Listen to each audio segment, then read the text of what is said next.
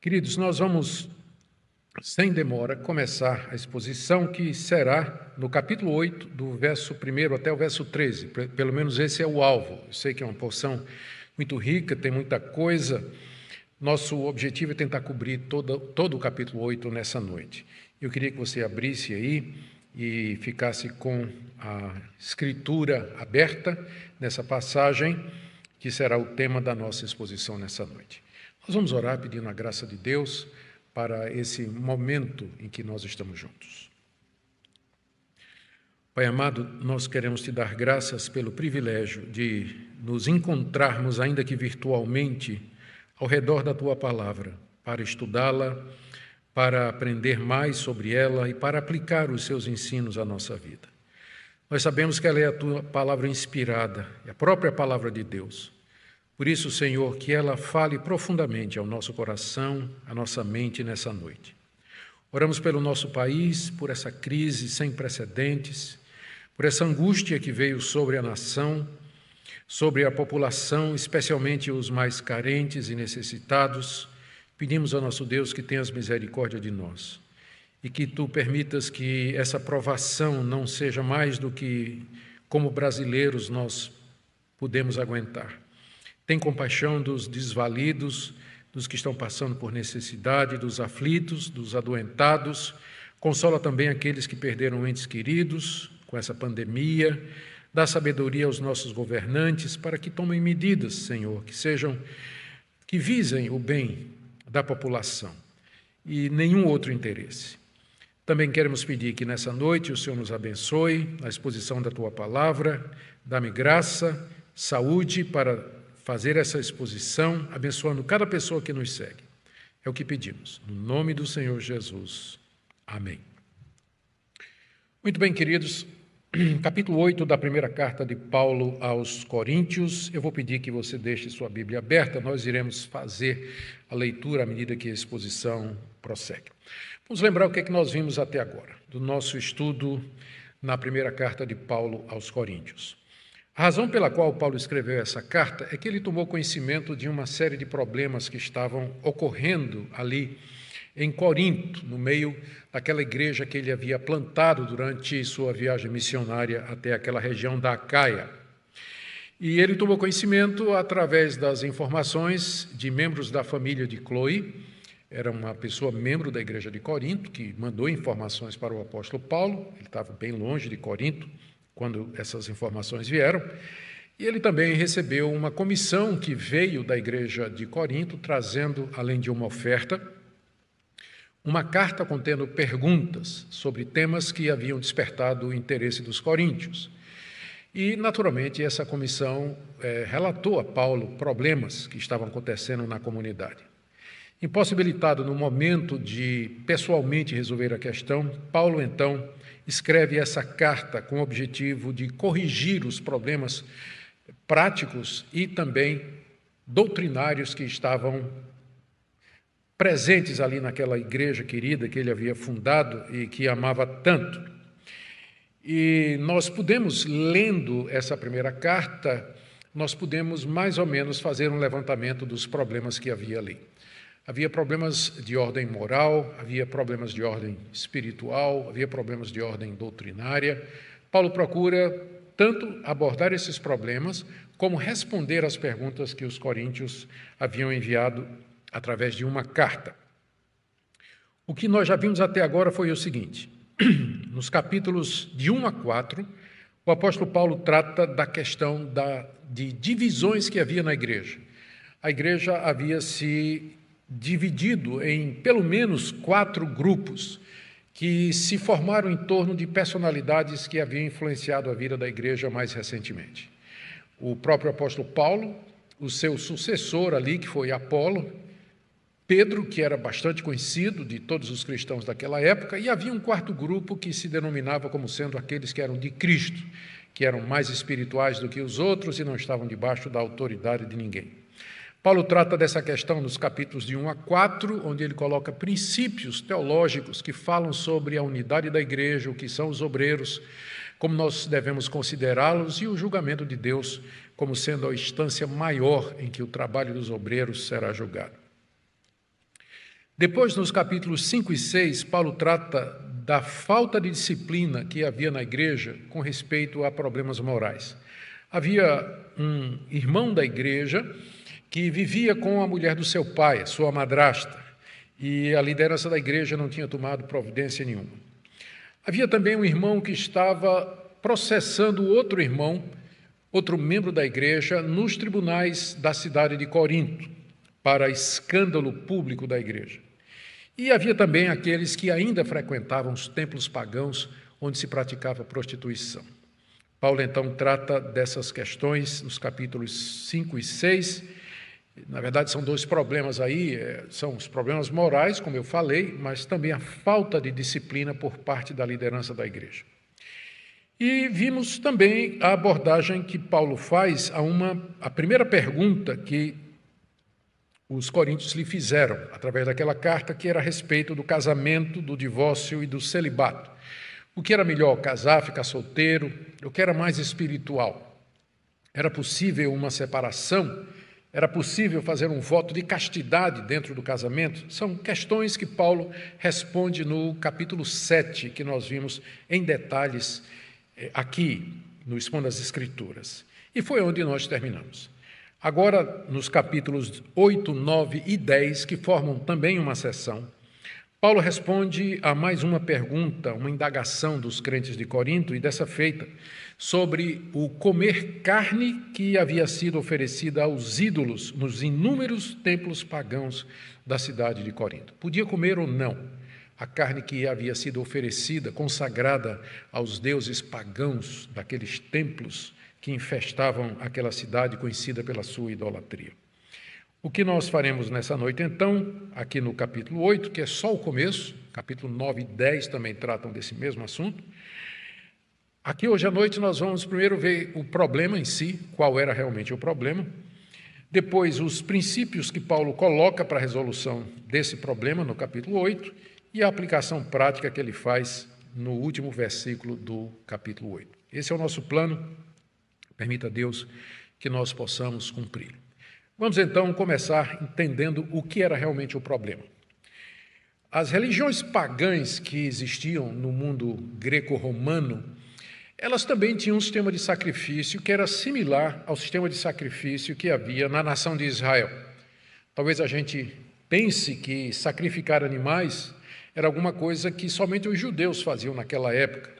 Na verdade, praticamente todas as religiões, com exceção daquelas que eram mais filosóficas, eram mais ideológicas, praticamente todas elas incluíam entre os atos religiosos, entre os seus rituais, o sacrifício e o derramamento de sangue de animais.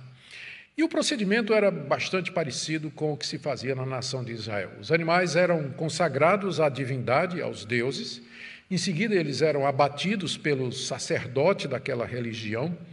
Uma parte da carne era entregue ao sacerdote como pagamento pelo seu trabalho, uma outra parte ficava com o adorador e o resto era queimado.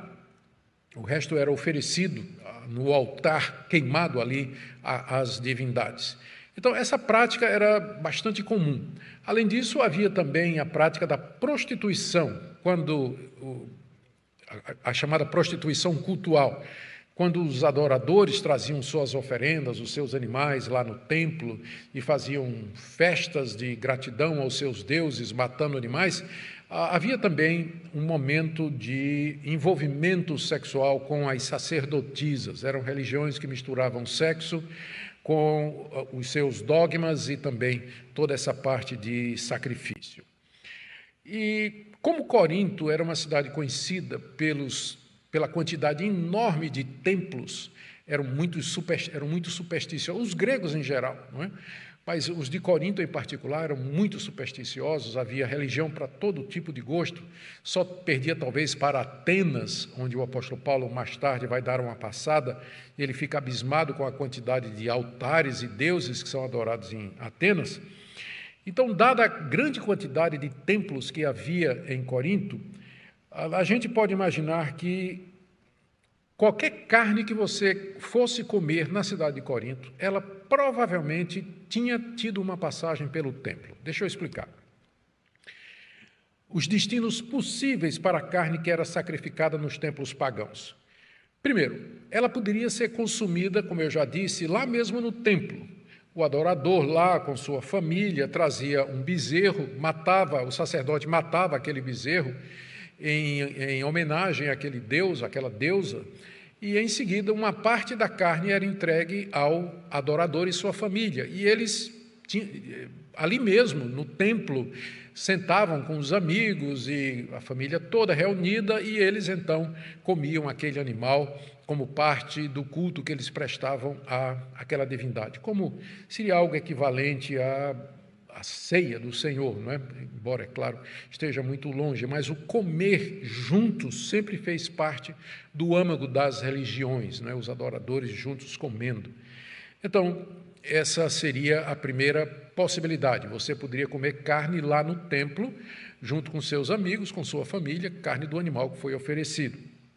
A segunda possibilidade é que, em vez de comer no templo, você pegava aquela comida, aquele animal, ou o que restava dele, ou a parte dele que lhe cabia, depois que ele foi sacrificado, e você levava para casa.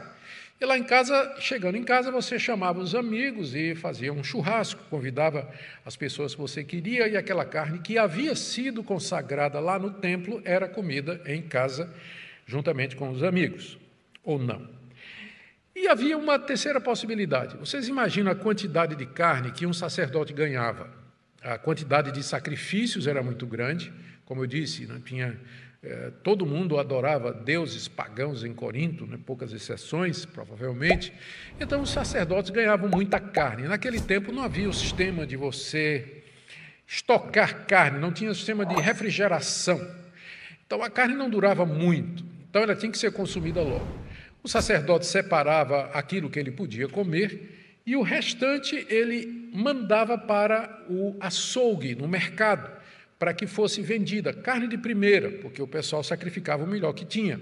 Então, carne de primeira, vinda do templo, direto para o açougue. Se você morava em Corinto e você fosse no açougue da cidade, ou nos açougues da cidade, para comprar carne, as chances seriam muito grandes de que você estaria comprando carne de algum animal que havia sido sacrificado em alguns dos templos ali da cidade. Daí você pode entender como isso se tornou um dilema para os cristãos de Corinto, essa questão de comer carne, porque era praticamente impossível você comer carne que não tivesse sido sacrificada a algum deus, a menos que você comesse carne do seu próprio rebanho. Se você tivesse ali condições, se você tivesse uma criação ou conhecesse um fornecedor, alguma coisa assim. Porque normalmente a carne, de alguma forma, teria vindo do templo, passado pelo templo. Então, a igreja de Corinto levantou-se essa questão lá nos crentes da cidade de Corinto, se eles podiam comer carne ou não, sabendo que havia esse risco. E a igreja se dividiu em dois grupos, que são o grupo dos fracos e o grupo dos fortes. E é preciso entender isso para que o que nós vamos ler aqui faça sentido.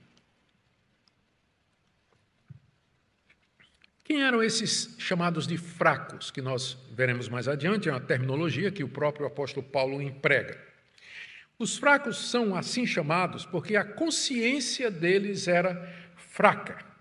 Eram membros da igreja de Corinto que tinham uma consciência muito sensível a essa questão. Porque eles, antes de conhecerem a Cristo, eles eram adoradores pagãos e tinham comido carne sacrificada a ídolos.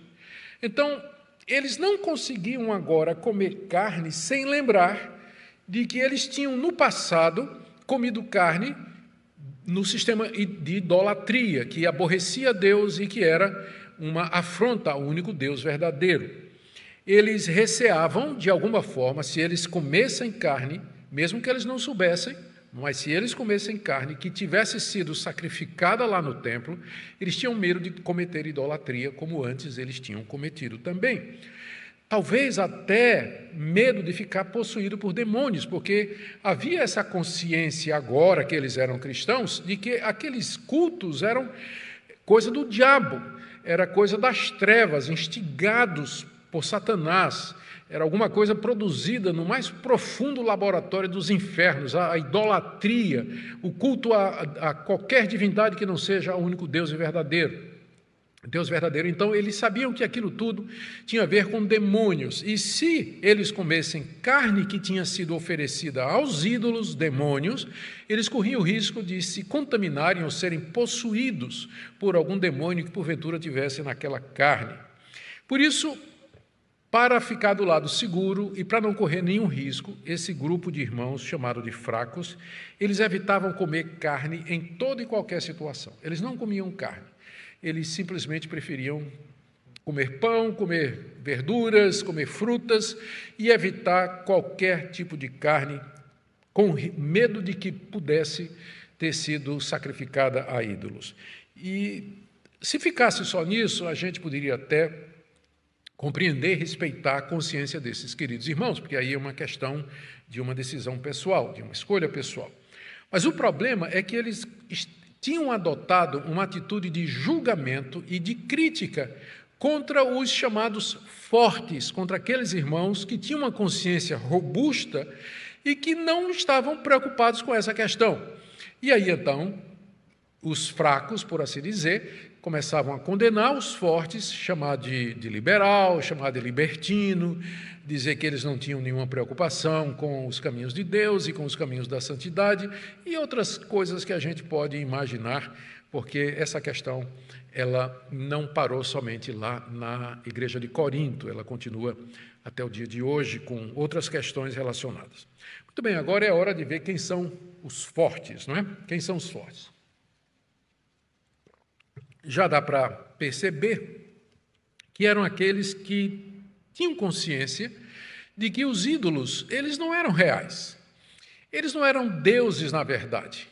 Eles tinham esse conhecimento, eles já tinham se desvencilhado daquela visão pagã de mundo em que a realidade era infestada de deuses, de senhores e de poderes sobrenaturais. Eles sabiam que havia somente um Deus, que era o Criador de todas as coisas, e um só Senhor, que era Jesus Cristo.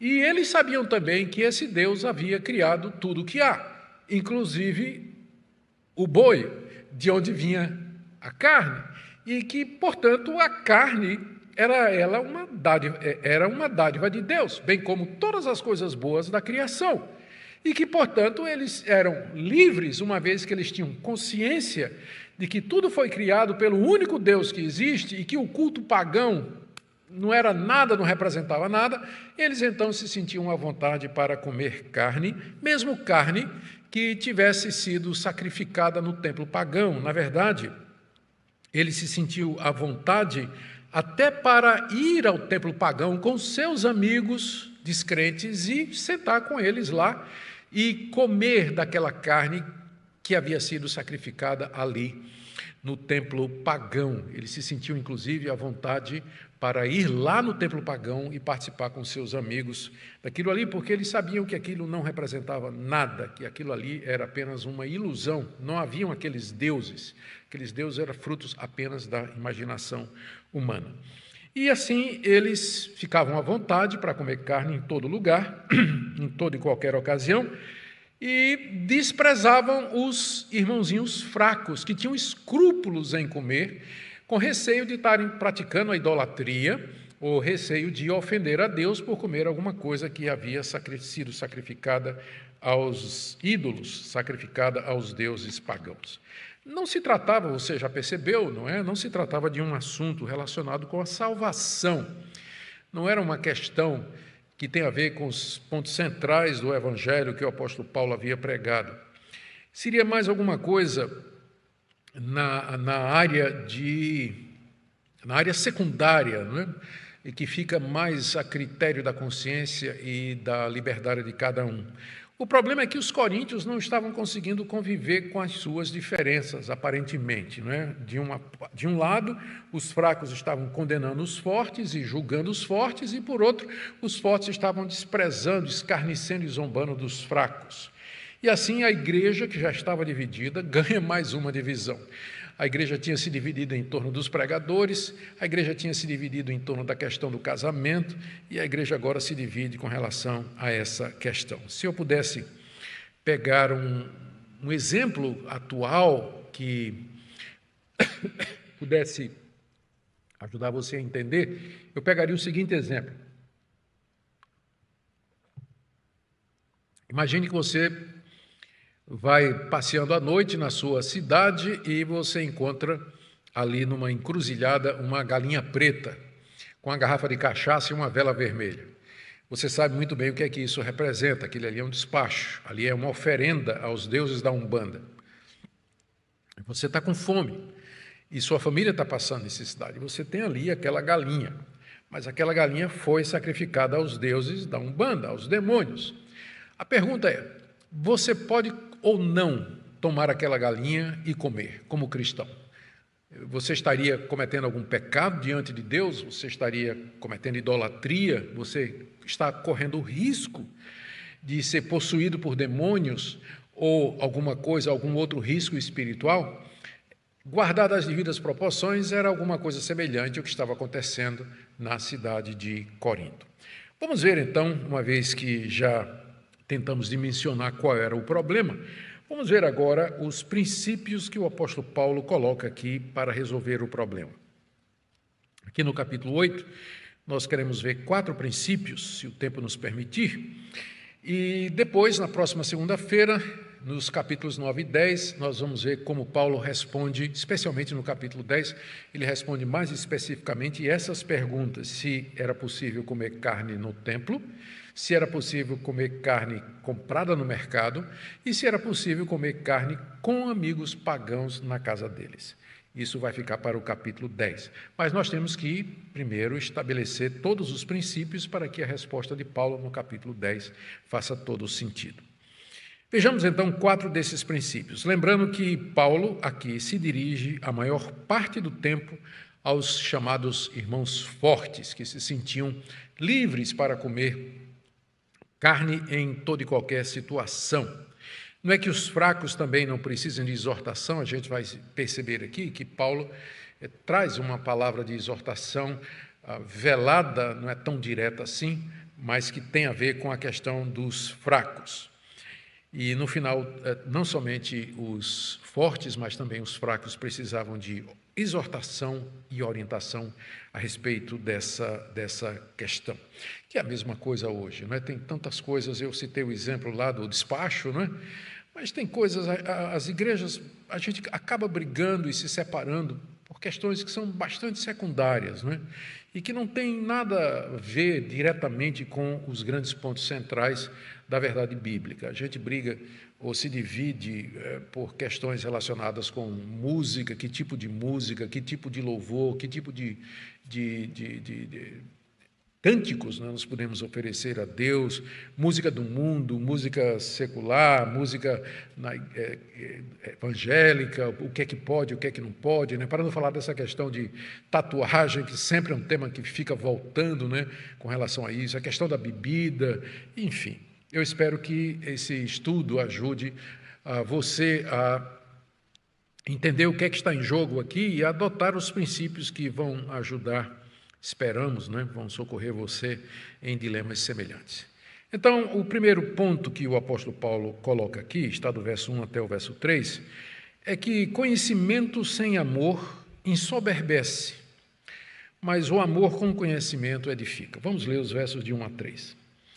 No que se refere às coisas sacrificadas a ídolos, sabemos que todos temos conhecimento. O conhecimento leva ao orgulho, mas o amor edifica. Se alguém julga conhecer alguma coisa, ainda não conhece como deveria conhecer.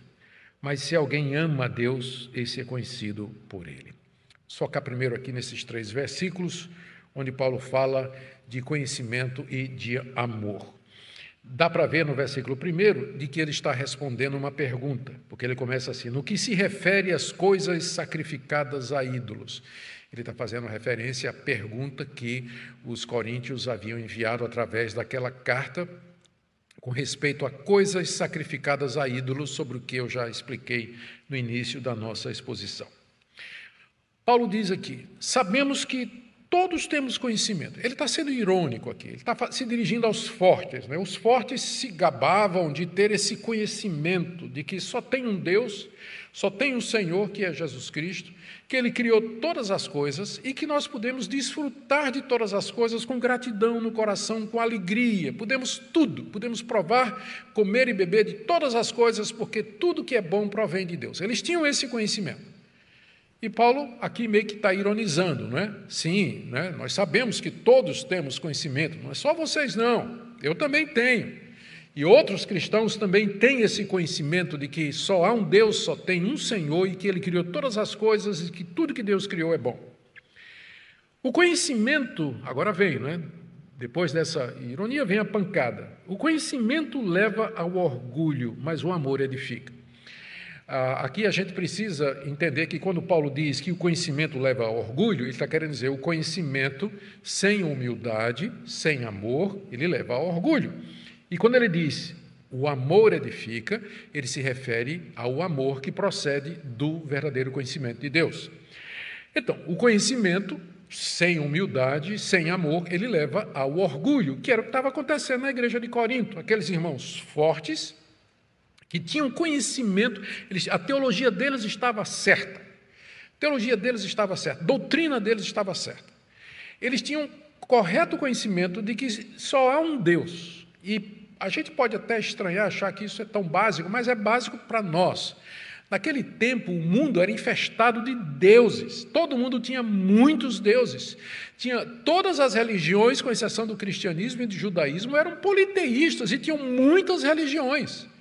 Então, ter esse conhecimento monoteísta de que só existe um Deus e que todos os demais, as demais divindades são invenção do homem, já era um passo muito grande e já consistia num amadurecimento e num conhecimento.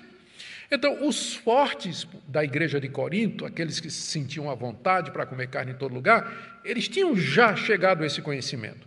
E esse conhecimento tinha libertado a mente deles dos escrúpulos, né? do receio de comer carne sacrificada ao ídolo, porque eles sabiam que o ídolo não era nada e que Deus é que fez a carne. Ele se sentia livre para participar. Mas esse conhecimento não era seguido de uma atitude correta. A doutrina estava certa, mas a atitude estava errada. E eles, em vez de compreenderem aqueles irmãos que não tinham ainda esse conhecimento e que estavam crescendo, estavam aprendendo, eles passaram a zombar, ridicularizar e a escarnecer daqueles legalistas, né, por assim dizer, talvez esse fosse o termo que eles usavam, esses legalistas, esses moralistas aí, que não usam a liberdade cristã e não desfrutam as coisas boas de Deus, que ficam tirando a nossa alegria, estragando os prazeres, estragando o nosso prazer, nos criticando e tudo mais.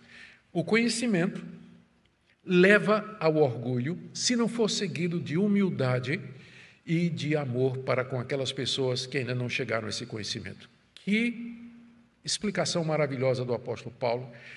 Continua verdade até o dia de hoje, não é verdade? Não é assim?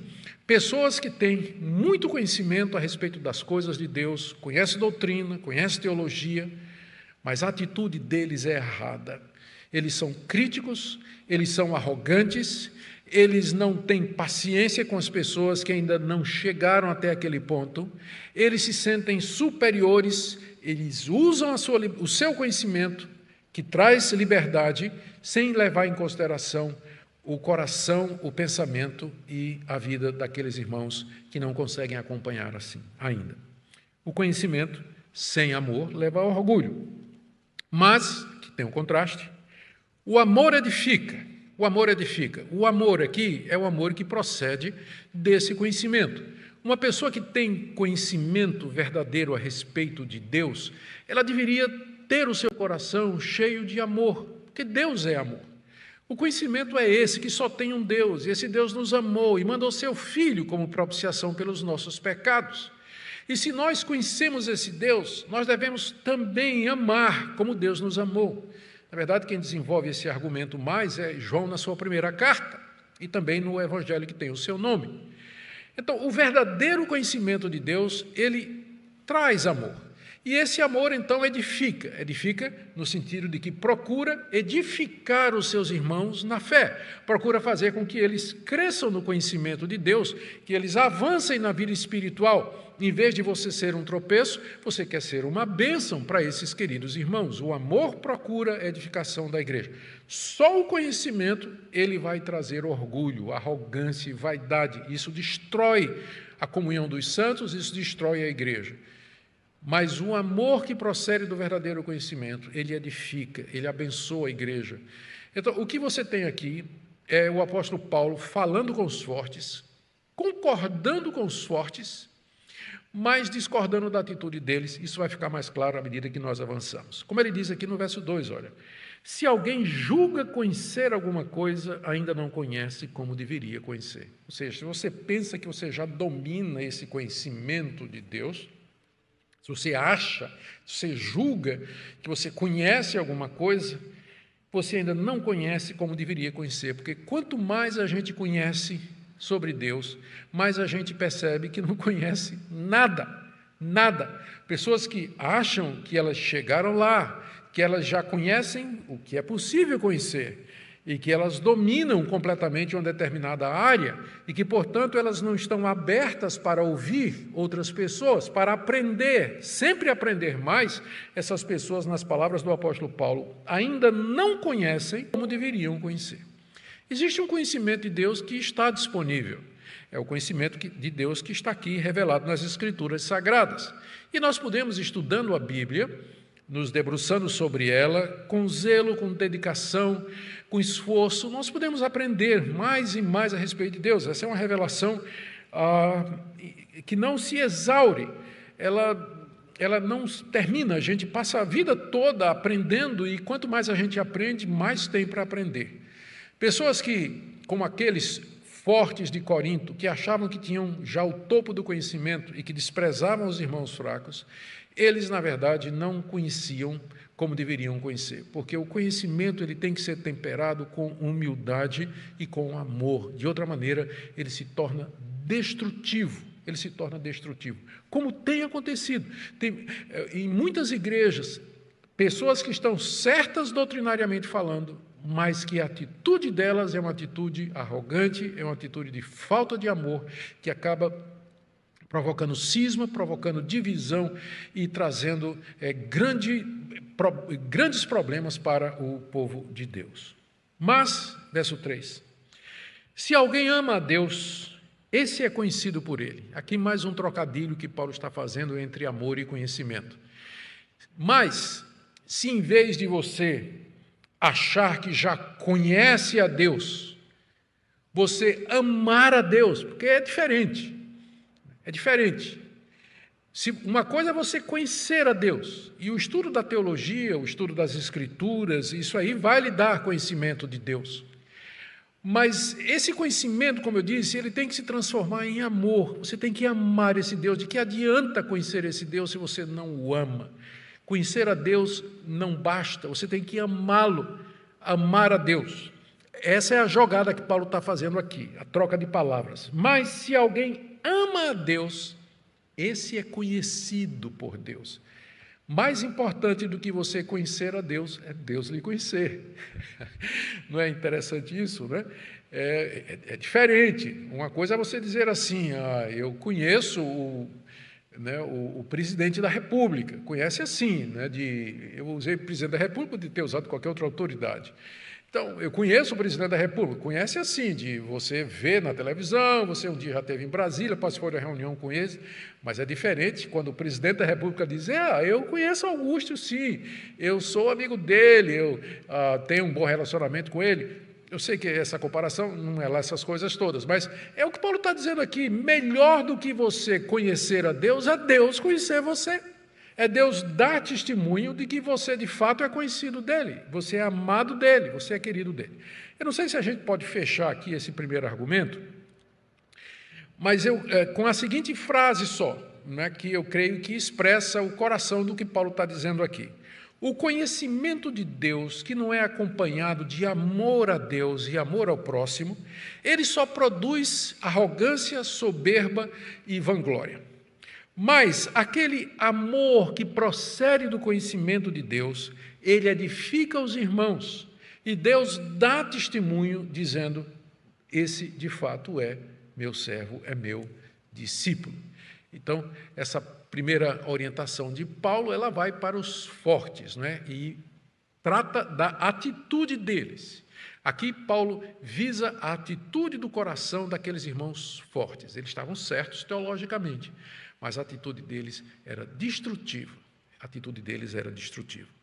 E é mais ou menos isso que nós vamos continuar a ver nos versos seguintes, agora nos versos 4 a 6, onde Paulo coloca o segundo princípio que nós vamos ver essa noite.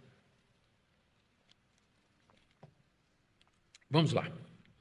Quanto a comer alimentos sacrificados a ídolos, sabemos que o ídolo por si mesmo nada é no mundo, e que não há senão um só Deus, porque ainda que existam alguns que são chamados de deuses, quer no céu ou sobre a terra, como há muitos deuses e muitos senhores, para nós, porém, há um só Deus, o Pai, de quem são todas as coisas e para quem existimos, e um só Senhor, Jesus Cristo, por meio de quem todas as coisas existem e por meio de quem também nós existimos.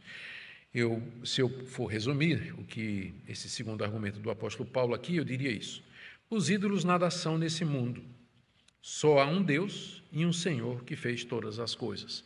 E era isso exatamente o que os fortes acreditavam. Aqui nessa passagem, Paulo se coloca, do verso 4 até o verso 6, ele se coloca teologicamente ao lado dos fortes. Ele primeiro condenou, criticou a atitude deles, de falta de amor para com os irmãos mais fracos, com respeito a essa questão. Mas aqui agora ele se coloca ao lado dos fortes no que diz respeito à doutrina. Eles estavam corretos. Verso 4.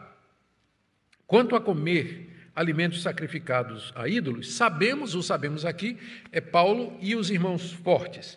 Sabemos que o ídolo por si mesmo nada é no mundo. O ídolo por si mesmo nada é no mundo. No tempo na antiguidade, na época do apóstolo Paulo, na época da igreja primitiva, no mundo grego-romano, havia muitos ídolos. Havia deuses que eram representados por imagens de todo tipo, imagens feitas de tudo quanto é de material, variando desde aquelas mais simples até aquelas cobertas de ouro e de pedras preciosas. E, as pessoas tinham ídolos na sua casa, tinham os templos cheios de ídolos que eles frequentavam. Havia nichos e altares nos cantos e esquinas das cidades, nas praças da padroeira da cidade, enfim, é muito parecido com o Brasil que nós temos hoje, só que um pouco mais, não é? A gente vê idolatria em todo lugar. Eu aproveitei esses dias aí que eu estava de férias, fui fazer um passeio pelo Rio São Francisco. Nós entramos lá nas famosas, nos cânions do Xingó, aquele braço do Rio São Francisco que nasceu com o represamento feito pela usina de Xingó. E há um passeio maravilhoso lá. E o que me chamou a atenção é que em cada reentrância maior, em cada gruta ou caverna dos cânions que havia, não só no Xingó, mas também até no Rio São Francisco, tinha uma imagem ou da padroeira do Brasil, ou do Padre Cício, ou de São João, São José. Eu perdi a conta das imagens que eu vi colocadas nos nichos naturais lá que havia nos cânions. Não estou fazendo menos nem querendo zombar da religião de ninguém. Eu estou apenas dizendo que a idolatria, ou seja, a adoração de ídolos, e através do ídolo, a adoração a esse ser sobrenatural, na imaginação das pessoas, é muito antigo, não é? E continua a existir nos nossos dias. Num certo sentido, para que você se tornasse cristão no século I, você tinha que sair do politeísmo para o monoteísmo. A primeira conversão era essa. Era você abandonar a ideia de que aqueles deuses, aqueles ídolos eram alguma coisa, ou representavam alguma divindade. E aí, crer que havia somente um Deus, que era o Deus que se revelou à nação de Israel e o Deus que se revelou através do Senhor e Salvador Jesus Cristo. Só havia esse Deus. E todos os deuses eram, como Paulo diz aqui, não é nada no mundo. O ídolo nada é no mundo. Então, esse conhecimento era o primeiro conhecimento que alguém tinha quando se convertia a Jesus Cristo. Ele tinha que deixar de ser politeísta para ele poder ser monoteísta. O ídolo não é nada no mundo. É um pedaço de pau, pedra, outro material feito pela imaginação humana com fins religiosos, mas, na verdade, não representa absolutamente nada. O ídolo nada é no mundo. Não há senão um só Deus. Final do verso 4, nos diz aí o apóstolo Paulo. E ele reforça isso no verso 5. Olha como ele diz: porque ainda que existam alguns que são chamados de deuses, quer no céu ou sobre a terra, como há muitos deuses e muitos senhores, aqui ele colocou entre aspas aqui a Nova Almeida, e corretamente, né? Sim, havia naquela época muitas entidades que eram chamadas de deuses, e havia também outros deuses que eram chamados de senhor, como, por exemplo, Baal, que significa exatamente isso, aquele que é senhor, era o nome que se dava a essa divindade aí. Então, havia deuses que eram chamados de senhores. Entretanto, Paulo diz, para nós cristãos, há um só Deus, o Pai, de quem são todas as coisas e para quem existimos, e um só Senhor Jesus Cristo, por meio de quem todas as coisas existem e por meio de quem também nós existimos.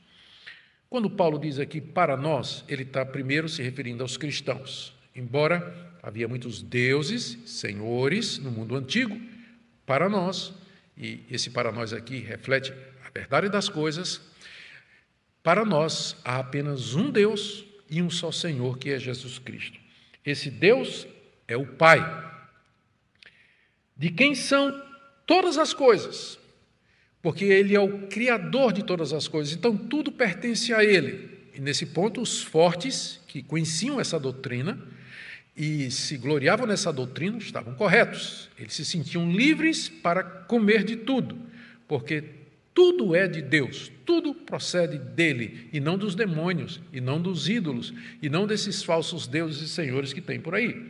Só há um Deus, o Pai, de quem são todas as coisas, e para quem nós existimos. Nós existimos para Ele, não para esses deuses, não para esses ídolos, e vivemos para a glória dEle, e para satisfazer a Ele. Tudo nós fazemos tendo nosso Deus como referência. Não vamos nos incomodar com esses poderes, que na verdade nem existem. E há um só Senhor Jesus Cristo, por meio de quem essas coisas existem. Tudo existe da parte de Deus, mas tudo Deus criou por meio do Senhor, único Senhor, Kyrios, Jesus Cristo, por meio de quem também nós existimos como cristãos, como pessoas, e como cristãos existimos para a glória do Senhor Jesus Cristo. Esse é o conhecimento que os fortes tinham. Na verdade, todo cristão tinha, mas que demorava a cair a ficha, por assim dizer, nos novos convertidos que vinham do paganismo. Tinha gente que adorava Jesus e continuava a adorar outros deuses. O politeísmo tinha que primeiro ser expurgado do coração. E os irmãos fortes já tinham chegado a essa consciência. Só há um Deus que criou todas as coisas e, portanto, tudo que Ele fez é bom, inclusive a carne, aqui no templo, em qualquer lugar. Porque os deuses, os ídolos, as imagens não são nada. Elas não têm poder nenhum, não têm influência nenhuma, não vão alterar a minha vida, não vão me fazer bem nem mal, absolutamente nada. Os fortes tinham esse conhecimento, que é o conhecimento real e verdadeiro e com o qual o apóstolo Paulo também concorda. Nós vamos terminando por aqui, nessa noite. Eu vou deixar os princípios 3 e 4 para a próxima segunda-feira, e eu quero fazer algumas aplicações, algumas conclusões aqui. Fazer algumas inferências aqui. Algumas delas eu já toquei no decorrer da nossa exposição. A primeira delas é o cuidado que nós precisamos ter se nós temos a oportunidade de conhecer as coisas de Deus. Você que está me ouvindo, se Deus te deu a oportunidade de você estudar, você ter uma mente boa para estudo, para se aprofundar nas questões teológicas, nas questões da divindade, peça sempre a Deus que lhe dê humildade para aprender com outras pessoas e para que esse conhecimento não faça você se sentir superior ou maior do que outras pessoas. para que Deus seja glorificado através de sua vida, porque Deus não pode usar um arrogante, Deus não pode usar... Tem pessoas que são cheias de conhecimento, têm doutorado, mestrado, bacharel em ciências humanas e divinas, mas eles não podem ser instrumentos na mão de Deus por conta da arrogância e por conta do orgulho. Deus vai usar mais uma pessoa humilde nas suas mãos e para fazer os seus propósitos. Então, peça que Deus lhe dê humildade, abertura, para que você possa aprender com outras pessoas também. Também nós aprendemos aqui, já podemos antever, a preocupação que o apóstolo Paulo tem com a edificação da igreja. E o conhecimento que nós temos, ele tem que ser temperado com amor para abençoar as outras pessoas, para promover o reino de Deus, levar o evangelho adiante. Por isso, peça não somente que Deus lhe dê conhecimento, mas que Ele lhe dê amor para abençoar as pessoas também. Uma outra coisa que que eu queria trazer aqui como lição, é que nós vivemos num país extremamente idólatra. É um país de muitos deuses, embora se diga que se adore somente a Trindade, mas há nichos dos santos e de Maria em todo lugar. Precisamos de humildade, paciência e lembrar a necessidade de se romper com a ideia de divindades e de poderes que não o nosso Deus e o seu Filho Jesus Cristo, no poder do Espírito Santo, para que nós de fato possamos glorificar a Deus e viver para o conhecimento dEle. Temos que nos livrar de todo resquício de idolatria ou da ideia desses poderes que não são ou que não procedem da parte de Deus. Só há um Deus, que essa verdade cale no nosso coração.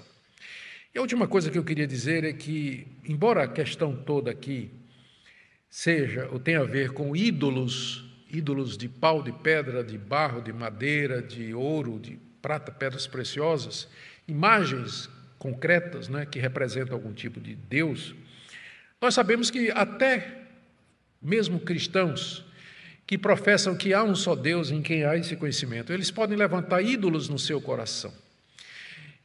Uma pessoa pode se tornar um ídolo, um carro pode se tornar um ídolo, um apartamento, uma propriedade, alguma atividade pode se tornar um ídolo. O ídolo é tudo aquilo que toma o lugar de Deus no seu coração. A aplicação, então, nessa noite é essa daqui. Existem ídolos no seu coração, você tem esse conhecimento de que só há um Deus, um só Senhor Jesus, que nós vivemos e existimos para Ele, para a glória dEle, e que isso nos dá liberdade para usufruir das coisas boas, sempre pensando, porém, nos irmãos em Cristo. Ou existem coisas no seu coração, na sua vida, que lhe dão mais prazer, tomam mais do seu tempo, comandam mais a sua atenção do que o Deus triuno, Deus Pai, Deus Filho e Deus Espírito Santo, Criador de todas as coisas. Que Deus fale ao seu coração nessa noite e que você seja abençoado por essa exposição e levado a uma vida de glorificação ao nosso Deus. Vamos orar. Pai querido, te damos graças porque temos esse conhecimento. Tu és o único Deus verdadeiro, não há outro Deus além do Senhor. Tu criaste os céus, a terra e o mar e tudo que neles há. Tudo vem de ti e da tua mão recebemos a nossa subsistência e as coisas boas que o Senhor nos dá aqui nesse mundo. Nos ajuda, Senhor, a desfrutar com alegria de tudo que o Senhor fez, mas nos ajuda também, junto com esse conhecimento, a ter amor para com os irmãos que lutam, que têm escrúpulos, que têm dificuldades em provar e se deleitar com aquelas coisas boas que o Senhor nos deu. Nos ajuda nessa exposição, que ela possa, de fato, esclarecer nossa mente e o nosso coração. Mais uma vez, oramos pelo nosso país, pelos doentes, acometidos por essa enfermidade, por essa epidemia, que o Senhor queira abençoar o nosso país e nos ajudar, e não somente o Brasil, mas o mundo, a vencer essa grande provação que veio sobre nós. É o que nós te pedimos em nome de Jesus.